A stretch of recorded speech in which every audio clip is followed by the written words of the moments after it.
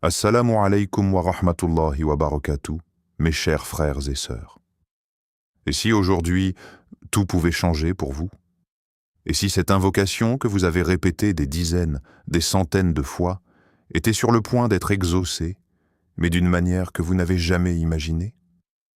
Dans ce monde rempli d'épreuves, de doutes et de portes fermées, beaucoup pensent qu'ils sont seuls face à leurs problèmes. Mais la vérité est tout autre. Il existe une porte qui ne se ferme jamais, une porte qui ne dépend ni des gens, ni des circonstances, ni même de vos capacités. Cette porte, c'est celle d'Allah. Aujourd'hui, nous allons découvrir ensemble un secret puissant, une manière profonde et sincère d'invoquer Allah, une manière qui peut transformer votre vie, apaiser votre cœur et même changer ce que vous pensiez impossible.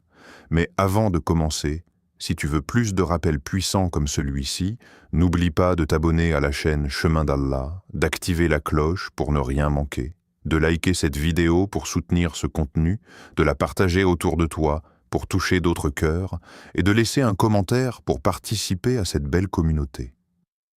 Reste bien jusqu'à la fin, car ce que tu vas apprendre aujourd'hui pourrait être exactement ce dont ton cœur a besoin en ce moment. Il y a des moments dans la vie où tout semble bloqué. Les solutions disparaissent, les gens ne peuvent de rien pour toi, et même tes propres forces commencent à te lâcher. C'est précisément dans ces instants-là que le dua prend toute sa dimension. Le dua, ce n'est pas simplement demander, ce n'est pas une liste de souhaits récités mécaniquement, c'est une connexion directe, intime, silencieuse, entre toi et Allah. Une conversation que personne n'entend, mais que lui écoute parfaitement, dans les moindres détails. Quand tu lèves les mains, ce n'est pas un geste banal, c'est un acte de foi. Tu reconnais que, malgré tout ce que tu peux faire dans cette vie, il existe une puissance bien au-dessus de tout, une puissance qui contrôle ce que tu vois, et surtout ce que tu ne vois pas. Le dua est une preuve de confiance totale. Tu dis à Allah, même sans mots, « Je sais que tu peux, même si moi je ne vois aucune issue. » Et c'est là que réside toute sa force, parce que ce qui est impossible pour toi ne l'est pas pour Allah. Ce qui te semble fermé est peut-être déjà en train de s'ouvrir. Ce qui te paraît perdu peut être en réalité en train de se préparer pour revenir d'une manière encore meilleure. Le dua casse les limites humaines. Il dépasse les lois logiques, les statistiques, les probabilités. Il ne dépend ni de ton niveau, ni de ta situation, ni de ton passé. Il dépend uniquement de celui à qui tu t'adresses. Et parfois, dans le silence de la nuit, quand personne ne te voit, une simple invocation, sincère, peut déclencher des changements que tu ne comprendras que bien plus tard. C'est ça la réalité du dua.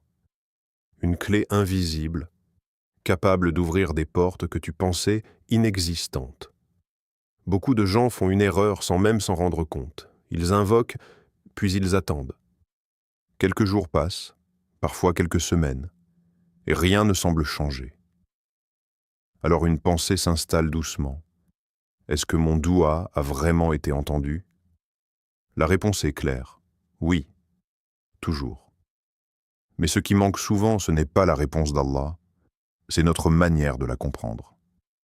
Imagine une personne qui demande quelque chose avec insistance. Dans son cœur, elle est convaincue que c'est exactement ce dont elle a besoin. Et soudain, presque immédiatement, la situation se débloque. Une opportunité apparaît, une solution inattendue surgit et tout s'aligne. Ce type de réponse existe. Parfois, Allah répond sans délai, comme pour montrer sa puissance et renforcer la foi du croyant. Mais ce n'est pas toujours ainsi. Il y a des duas qui montent vers le ciel et dont la réponse est retardée, pas ignorée, pas rejetée, simplement retardée, parce qu'il y a un moment parfait que toi, tu ne vois pas encore. Peut-être que si tu avais obtenu ce que tu voulais tout de suite, cela t'aurait causé du tort. Peut-être que quelque chose de plus grand est en train de se préparer en arrière-plan.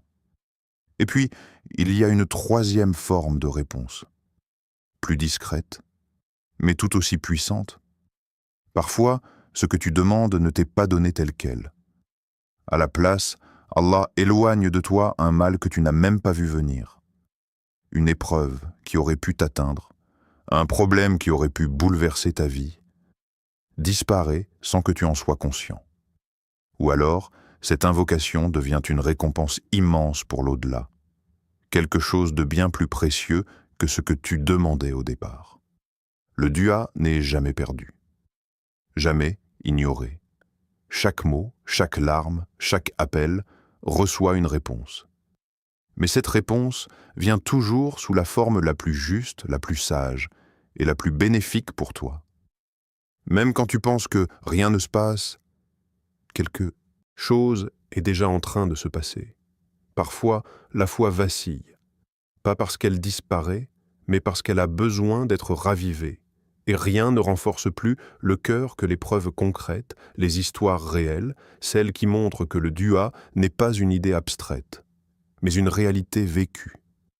Regarde l'histoire du prophète Zacharia, un homme avancé en âge, dont les cheveux avaient été blanchis, dont les forces diminuaient, et dont l'épouse ne pouvait pas avoir d'enfant. Humainement, tout était terminé. Mais dans le silence, il a levé les mains. Il n'a pas regardé les limites de son corps. Il s'est adressé à celui qui n'a aucune limite. Et contre toute logique, une réponse est venue. Un enfant. Un miracle. Puis il y a Yunus, enfermé dans les profondeurs, dans l'obscurité totale, sans issue apparente. Aucun secours humain possible. Pourtant, dans cet endroit où tout espoir semble mort, il invoque. Une invocation simple, sincère. Et cette parole traverse les couches de ténèbres. Elle atteint les cieux, et la délivrance arrive. Et que dire d'Ayoub, éprouvé dans son corps, dans ses biens, dans sa famille? Une épreuve longue, lourde, qui aurait brisé beaucoup d'êtres humains. Mais il n'a pas cessé de s'adresser à Allah, sans colère, sans abandon. Et au moment décrété, tout lui a été rendu, même mieux que ce qu'il avait perdu. Ces histoires ne sont pas là pour être simplement racontées. Elles sont là pour te parler, pour te rappeler que les situations impossibles ont déjà existé et ont déjà été transformées. Mais ce n'est pas limité au passé. Aujourd'hui encore, des personnes vivent des situations incroyables. Un homme, coincé sous des décombres pendant des jours, sans nourriture, sans lumière, qui continue d'invoquer jusqu'à être retrouvé d'une manière presque inexplicable. Une femme à qui on annonce qu'elle ne pourra jamais avoir d'enfant, et qui, après des années de dua sincère, voit sa réalité changer. Ces histoires assez modernes ne sont pas des contes. Elles sont des rappels vivants. Elles te disent une chose simple. Ce que tu vis n'est pas unique. Et surtout, ce que tu penses impossible a déjà été rendu possible. Parfois, le problème ne vient pas du dua, mais de ce qui l'entoure. On lève les mains, on prononce des mots, mais à l'intérieur, quelque chose ne suit pas. Le cœur est ailleurs, distrait, préoccupé par mille choses. Les lèvres bougent, mais l'âme n'est pas engagée. Et sans cette sincérité profonde, le dua perd une grande partie de sa force. La sincérité, c'est plus qu'un mot. C'est un état. C'est quand tu invoques Allah en étant pleinement conscient qu'il t'écoute, que tu as besoin de lui et que lui seul peut changer ta situation. Sans ça, l'invocation devient une habitude et non une connexion. Ensuite, il y a l'impatience. Ce réflexe humain qui pousse à vouloir tout de suite. On invoque aujourd'hui et demain, on attend déjà un résultat.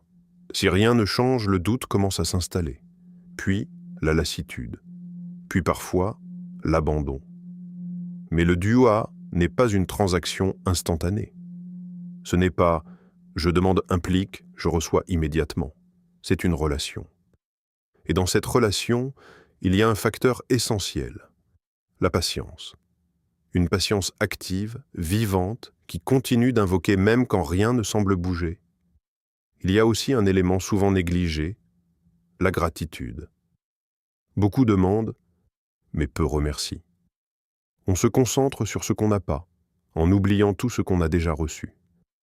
Pourtant, un cœur reconnaissant est un cœur ouvert, un cœur prêt à recevoir davantage.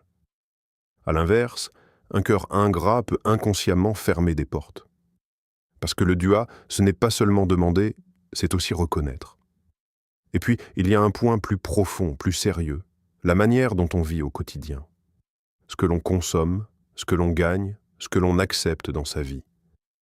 Quand une personne se nourrit de ce qui est illicite, agit dans ce qui est douteux ou construit sa vie sur des bases impures, cela crée une barrière. Pas visible, mais réelle. C'est comme appeler avec un cœur encombré. Ces obstacles ne sont pas là pour décourager. Ils sont là pour réveiller, pour ajuster, pour purifier. Parce qu'un dua puissant commence toujours par un cœur aligné. Si le dua est une porte, alors il y a une manière de la frapper qui fait toute la différence. Tout commence par l'intention. Avant même de prononcer un mot, prends un instant. Coupe-toi du bruit autour de toi. Reviens à toi-même. Puis oriente ton cœur. Pas vers ton problème, mais vers Allah. C'est là que la sincérité prend vie. Une sincérité calme, profonde, sans artifice. Tu n'as pas besoin de phrases compliquées, tu as juste besoin d'être vrai. Ensuite vient la patience. Pas une patience passive, mais une patience qui respire. Tu invoques aujourd'hui et tu continues demain, même si rien ne change en apparence. Parce que tu sais que chaque invocation est entendue, même quand le résultat n'est pas encore visible. Cette constance transforme le dua en lien permanent, pas en demande ponctuelle. Une autre clé puissante est d'invoquer Allah à travers ses noms. Chaque nom porte une signification, une porte spécifique. Quand tu demandes une subsistance, appelle celui qui donne sans limite. Quand tu cherches le pardon, tourne-toi vers celui qui pardonne tout. Cela donne une profondeur différente à ton invocation, comme si chaque mot touchait exactement là où il faut. Puis, sois précis. Beaucoup restent vagues dans leurs demandes, comme s'ils hésitaient. Mais regarde les invocations des prophètes. Elles étaient claires, ciblées, pleines de sens. N'aie pas peur de demander avec détail. Exprime ce que tu ressens vraiment, ce que tu veux réellement. Pas avec exigence, mais avec confiance. Et garde toujours cette posture intérieure, l'humilité.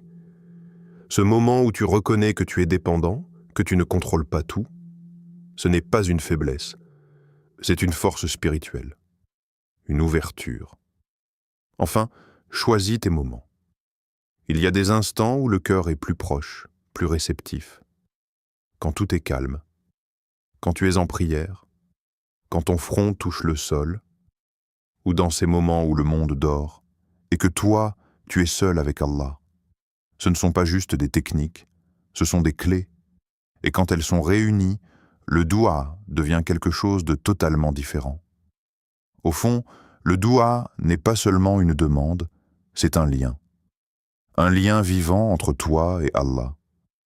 Un refuge dans les moments de doute, une lumière dans les moments d'obscurité, et une force invisible qui agit même quand tu ne vois rien.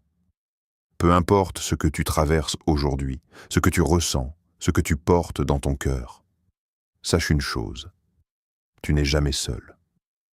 Chaque invocation que tu fais est entendue, chaque larme est vue, chaque mot, même silencieux, monte vers celui qui ne t'abandonne jamais. Alors ne t'arrête pas, continue d'invoquer, continue d'espérer, continue de croire, même quand tout semble figé. Parce que parfois, ce que tu attends est déjà en train de se préparer, d'une manière bien plus belle que ce que tu avais imaginé. Et si ce rappel t'a touché, prends une seconde pour soutenir ce message.